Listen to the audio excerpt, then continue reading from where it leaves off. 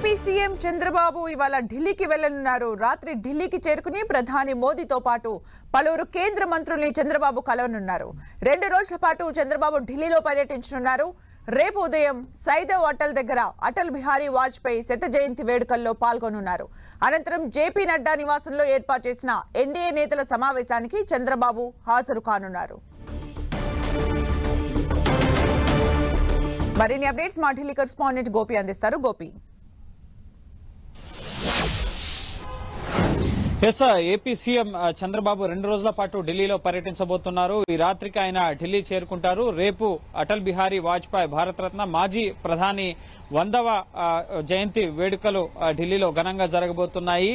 విజయఘాట్ సమీపంలోని సదైవ్ అటల్ వద్ద రేపు ఉదయం ఎన్డీఏ పక్షాల నేతలు, అలాగే రాష్ట్రపతి, ఉపరాష్ట్రపతి, ప్రధాని మోడీ సహా రాజ్యాంగబద్ద పదవుల్లో ఉన్న నేతలంతా కూడా మాజీ ప్రధాని అటల్ బిహారీ వాజ్పేయి స్మృతి వద్ద నివాళులర్పించబోతున్నారు. ఈ కార్యక్రమంలో కూడా చంద్రబాబు నాయుడు పాల్గొనబోతున్నారు. అనంతరం ఎన్డీఏ భాగస్వామ్య పక్షాల నేతల సమావేశం జేపీ నడ్డా, బీజేపీ జాతీయ అధ్యక్షుడు జేపీ నడ్డా నివాసంలో జరగబోతోంది. ఇది కూడా కీలక సమావేశం.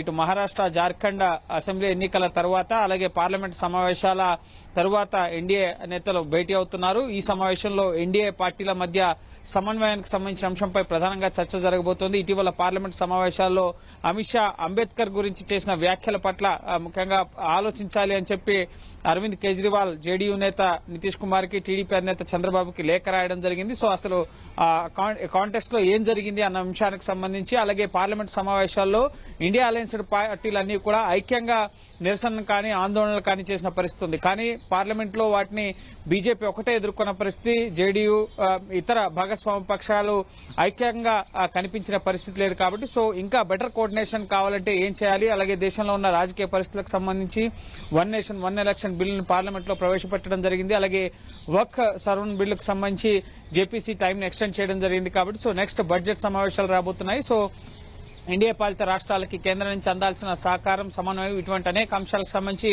ఎన్డీఏ భాగస్వామ్య పక్షాల సమావేశంలో చర్చించబోతున్నారు. సో ఏపీకి సంబంధించి ఏపీలో ఉన్న పరిస్థితులు, అలాగే ఏపీ భవిష్యత్ ప్రణాళికలు, కేంద్రం నుంచి అందాల్సిన సహకారానికి సంబంధించిన అంశాలపైన కూడా ఇప్పటికే జమిలీ ఎన్నికలకి టీడీపీ మద్దతు ఇవ్వడం జరిగింది. సో టీడీపీ ప్లాన్స్ ఏంటి, వీటన్నిటిని కూడా ఎన్డీఏ భాగస్వామ్య పక్షాల సమావేశంలో చంద్రబాబు వివరించబోతున్నారు. అలాగే రేపు సాయంత్రం 4:30-5 గంటలకి ప్రధాని మోడీతో చంద్రబాబు భేటీ కాబోతున్నారు. 6 గంటలకి అమిత్ షాతో భేటీ కాబోతున్నారు.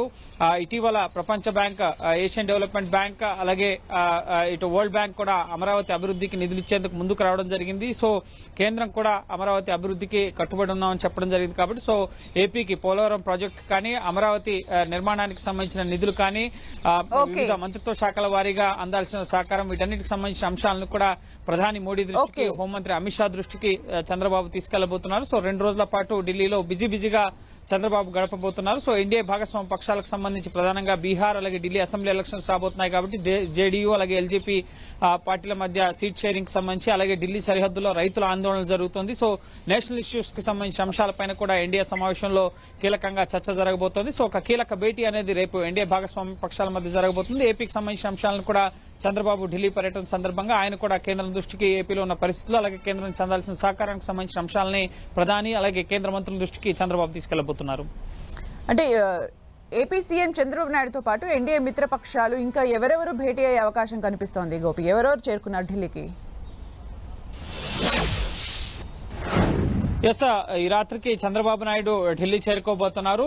జేడీయూ అధినేత, బీహార్ సీఎం నితీష్ కుమార్ కూడా ఢిల్లీ రాబోతున్నారు. అలాగే ఎల్జేపీ నుంచి, లోక్ జనశక్తి పార్టీ నుంచి చిరాగ్ పాస్వాన్, అలాగే అప్నాదల్ నుంచి అనుప్రియ పాటిల్తో పాటుగా మరికొన్ని భాగస్వామ్య పక్షాలకు సంబంధించి, ముఖ్యంగా పవన్ కళ్యాణ్ జనసేన అధినేత, ఆయన ఢిల్లీ పర్యటనకు సంబంధించి ఇంకా స్పష్టత రావాల్సి ఉంది. అలాగే మరికొన్ని ఎన్డీఏ భాగస్వామ్య పక్షాలు, ఇటు ఏక్నాథ్ షిండే శివసేన వర్గం నుంచి ఏక్నాథ్ షిండే ఢిల్లీ పర్యటన ఇంకా ఖరారు కావాల్సి ఉంది. సో అందుబాటులో ఉన్న నేతలతో పాటుగా ఇటీవల మహారాష్ట్రలో ఇటు మహాయుతి కూటమి విజయానికి సంబంధించి ఎన్డీఏ భాగస్వామ్య పక్షాలు అందించిన సహకారానికి సంబంధించి ఎన్డీఏ భాగస్వామ్య పక్షాలకి అభినందనలు తెలుపబోతున్నారు జేపీ నడ్డా. అలాగే మోడీ నాయకత్వంలో మహాయుతి కూటమి గెలుపు పట్ల హర్షం వ్యక్తం చేస్తూ ఎన్డీఏ భాగస్వామ్య పక్షాల నేతలు ప్రధాని మోడీని కూడా అభినందించబోతున్నారు. భవిష్యత్ కోఆర్డినేషన్ కి సంబంధించి ముఖ్యంగా ఎన్డీఏ బలోపేతం, అలాగే అలాగే ఇండియా కూటమి ఐక్యంగా ఇటు ప్రభుత్వాన్ని ఇరుకును పెడుతున్నప్పుడు ఇటు ఎన్డీఏ భాగస్వామ్య పక్షాలు కూడా ప్రభుత్వానికి మద్దతుగా రావాలి. బీజేపీ ఒక్కటే ఎదుర్కోవడం కాదు, ప్రభుత్వంపై చేస్తున్న విమర్శలకు సంబంధించి ఎన్డీఏ భాగస్వామ్య పక్షాలు కూడా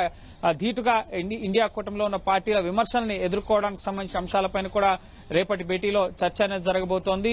రైతులకు సంబంధించిన ఆందోళనలకు సంబంధించి కూడా రైతు వ్యతిరేక ప్రభుత్వం అన్న ప్రచారాన్ని ముమ్మరంగా తీసుకెళ్లడంతో పాటుగా అదాని వ్యవహారానికి సంబంధించిన అంశంపైన ఆందోళనలు జరుగుతున్నాయి. అలాగే అంబేద్కర్ ని అవమానించారు, అంబేద్కర్ అన్న పేరుని స్మరించే బదులు దేవుడిని స్మరిస్తే స్వర్గానికి వెళ్తారని చెప్పి అమిత్ షా చేసిన వ్యాఖ్యల్లో నిజమెంత, అసలు ఏ కాంటెక్స్ట్ లో ఉన్నారు, వీటన్నిటికి సంబంధించిన అంశాల పట్ల కూడా రేపటి ఎన్డీఏ సమావేశంలో చర్చించి కూటమి బలహీనం కాకుండా బలోపేతం అయ్యేందుకు అలాగే బెటర్ కోఆర్డినేషన్ కి సంబంధించి ప్రతి నెలా కూడా ఎన్డీఏ నేతలు సమావేశం అవ్వాలని చెప్పి ప్రధాని మోడీ గతంలో అన్నారు. సో దాని కొనసాగింపుగా ముఖ్యంగా ఇప్పటికీ ఇది జరుగుతున్న 3వ సమావేశం. తొలి సమావేశం ఢిల్లీలో, 3వసారి కేంద్రంలో ఎన్డీఏ అధికారంలోకి వచ్చిన తర్వాత మోడీ నాయకత్వాన్ని బలపరుస్తూ ఒక సమావేశం జరిగింది. ఆ తర్వాత హర్యానా అసెంబ్లీ ఎన్నికల ఫలితాల తర్వాత చండీగఢ్ లో ఒక సమావేశం జరిగింది. ఇప్పుడు జార్ఖండ్ అలాగే ఇటు మహారాష్ట్ర ఎన్నికల ఫలితాలు, జమిలీ బిల్లుని పార్లమెంట్ లో ప్రవేశపెట్టిన తర్వాత జరుగుతున్న 3వ సమావేశం కాబట్టి సో రేపటి సమావేశంలో కూడా కీలక అంశాలకు సంబంధించి ఎన్డీఏ నేతలంతా కూడా చర్చించబోతున్నారు. Thank you Gopi for the updates.